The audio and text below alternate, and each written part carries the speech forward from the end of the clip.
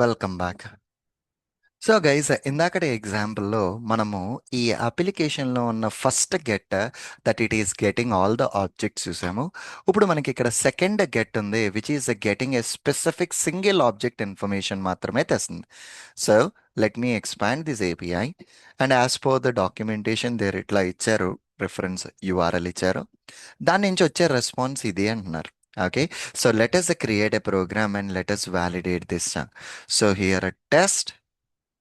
Okay, example for get a request to, and here a sync. I'm using this particular page request. Okay, I'm using this particular page request, and then ikkada await request dot get మనం use చేయాల్సిన method get. So ఈ గెట్లో URL మారుతుంది.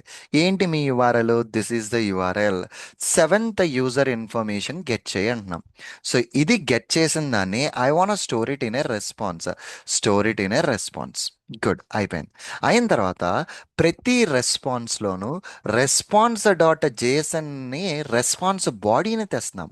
Right here ఇక్కడ ఏం చేస్తున్నానంటే constant response body is equal to response నుంచి JSON తీసుకొచ్చి ఇందులో స్టోర్ చేయి. సో ఇక్కడ console dot log I'm printing this particular response body. ఓకేనా, నేను ఈ రెస్పాన్స్ బాడీని ప్రింట్ చేస్తున్నా.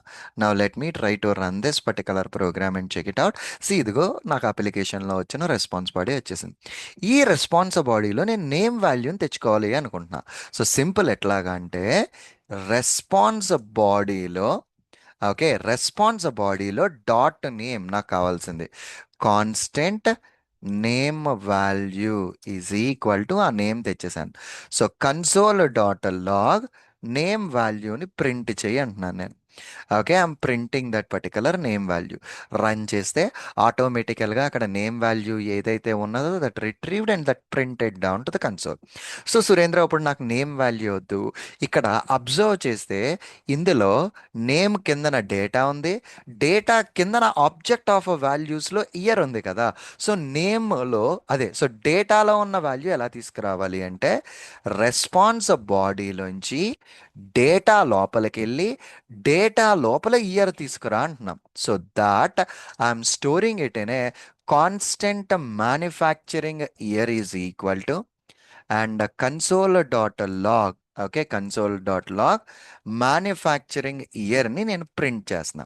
సో ఈసారి నా ప్రోగ్రామ్ రన్ చేస్తే అక్కడ ఏదైతే మ్యానుఫ్యాక్చరింగ్ ఇయర్ ఉందో ఆ ఇయర్ వాల్యూని ఇక్కడ కన్సోల్లోకి ప్రింట్ చేసింది. Good enough. ఆఫ్ కోర్స్ ఈ ఇయర్ ఆల్రెడీ మనం ప్రింట్ చేసుకున్నాం కాబట్టి I can use and expect manufacturing year to be 2019. ఈ మ్యానుఫ్యాక్చరింగ్ ఇయర్ 2019 ఉండాలి, నువ్వు వెరిఫై చెయ్యు అంటున్నాం. అసర్షన్స్, అది వ్యాలిడ్ అసర్షన్, మీ స్క్రిప్ట్ సక్సెస్ఫుల్గా ఎగ్జిక్యూట్ అయింది. This is the way how exactly we can handle a get request. Okay, perfectly all right. See again in the next lecture with the next example. Thank you. Bye.